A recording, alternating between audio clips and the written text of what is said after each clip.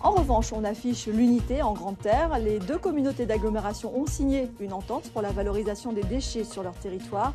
Une vision commune pour l'avenir dont nous parlerons avec notre invité Christian Baptiste, le premier vice-président de la CARL. C'est une première en Guadeloupe. Deux communautés d'agglomération font alliance et envisagent un avenir commun. Cette entente va dans un premier temps s'orienter vers la valorisation des déchets ménagers. Le projet est ambitieux. Il prévoit la mise en place d'une unité qui pourrait traiter jusqu'à 60 000 tonnes d'ordures issues de la communauté d'agglo du Nord-Grand-Terre et la Riviera du Levant. Toutes deux, vous le voyez, ont formalisé cet engagement ce matin. Voyons maintenant ensemble les détails techniques de ce projet avec Hervé Pédurand et Daniel Quérin. En menant ensemble un projet de traitement des déchets ménagers et assimilés, les communautés d'agglomération du Nord-Grande-Terre et de la Riviera du Levant mettent en œuvre pour la première fois une entente, un outil institutionnel qui vise à initier l'action commune. L'entente, c'est un acte juridique donc, qui permet en droit aux deux communautés d'agir ensemble. Et le périmètre, c'est une action au niveau des études. On ne pourra pas aller sur les travaux. Il va falloir créer une structure juridique plus forte, par exemple un syndicat, pour aller sur la réalisation des travaux. Prévue à Gardel-au-Moule, la structure concerne 9 communes, soit un tiers de la population, qui produit chaque année 45 000 tonnes d'ordures ménagères.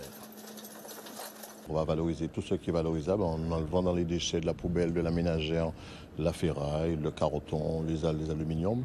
Et avec l'autre partie, c'est de créer à la fois une valorisation énergétique avec la production de CSR, des combustibles solides de récupération, et également une valorisation par la méthanisation en fabriquant du biogaz pour de la fabrication d'électricité. La future unité traitera jusqu'à 60 000 tonnes de déchets, dont 70% valorisés en biogaz et en CSR, un résidu 3 fois plus actif que le bois qui pourrait être vendu à la centrale d'Albioma dès 2020, date d'interdiction du charbon. L'entente signée entre la CARL et la CNGT, qui au passage signifie le retrait du CIVAD, le syndicat qui gère le site de la Gabarre, est aussi valable pour la gestion de l'eau, des milieux aquatiques et la prévention des inondations. Si tout va bien, cette première collaboration en matière de déchets doit aboutir d'ici 2022. Et pour aller plus loin et mieux comprendre les enjeux de cette entente, je reçois Christian Baptiste, le vice-président, premier vice-président de la CARL. Bonsoir. Bonsoir. Merci d'avoir accepté notre invitation. La genèse tout d'abord de ce projet, qui a eu l'idée et comment a-t-elle germé? C'est vrai que le président de la communauté de l'agglomération Riviera du Levant, le président Dupont, avait déjà émis cette idée. Mais l'intelligence politique veut, et je dirais même l'intelligence territoriale veut que nous puissions mutualiser avec le Nord-Grande-Terre, dans la mesure où une seule communauté n'aurait pas pu porter ce projet.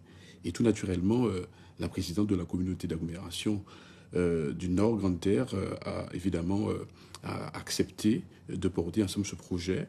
Et donc, je pense qu'on peut féliciter les deux présidents, Madame Carabin, la présidente Madame Carabin, ainsi que le président Dupont, d'aller dans un sens qui, il est vrai, est une volonté politique commune. Et parce que nous avons une vision commune aussi. D'autant qu'il y a un certain nombre de sujets, depuis 2016, sur lesquels les deux communautés travaillent, c'est-à-dire la gestion de l'eau, la GEMAPI, la gestion des eaux et des milieux aquatiques pour la prévention des inondations, et aussi l'environnement et le traitement des déchets. Alors, on l'a entendu dans le reportage, cette entente ne permet pour le moment que d'aller jusqu'à l'étape des études. Quels peuvent être les freins? Alors, pour nous, aujourd'hui, ce qui est important, c'est de pouvoir assez rapidement monter le projet, surtout le projet de financement. Il n'y a pas de frein particulier aujourd'hui. Il faut savoir que toutes les institutions, évidemment l'État, la région, le département, l'ADEME et aussi la commission de régulation énergétique que nous avons rencontrée déjà à Paris en début d'année et donc est favorable à ce projet. Il est facile de sortir du CIVAD, par exemple? Aujourd'hui, oui, j'ai très bien compris, c'était ça votre question. Est-ce que la sortie du Nord-Grande-Terre, du CIVAD peut être un frein? Alors, évidemment, s'il y a des freins qui sont causés par X ou Y, en tout cas, la demande a été faite au préfet. Il appartient au préfet de prendre toutes ses responsabilités. Je tiens à préciser que le Nord-Grande-Terre a dit très clairement, on a parlé de passifs et d'actifs, ils sont prêts. Et tout de suite, d'ailleurs, la communauté du Nord-Grande-Terre ne doit rien au CIVAD, contrairement à d'autres. Donc par conséquent, il ne devrait pas y avoir de frein à ce niveau-là concernant nos grandes terres. Alors, quitter le CIVAD et mettre en place cette unité va amener quoi concrètement pour qu'on comprenne bien? Est-ce que ça va réduire les coûts, par exemple? Évidemment, ça va réduire un enjeu économique, évidemment, pour réduire les coûts, faire en sorte que vous allez avoir une seule unité pour l'ensemble pratiquement de la grande terre. Bon, ce sera moins de camions qui vont circuler, moins de CO2, donc ce sera pour l'environnement. Il y a aussi cet enjeu économique où il y aura quand même la création d'une trentaine d'emplois directs, mais aussi des emplois induits, mais aussi c'est aussi l'ensemble de territoires, effectivement, qui va voir sa politique en matière de réduction de déchets et de valorisation surtout de déchets se mettre en œuvre. Alors justement, la question qu'on se pose évidemment, c'est envisagez-vous de fusionner à terme pour ne former qu'une seule communauté d'agglos en grande terre?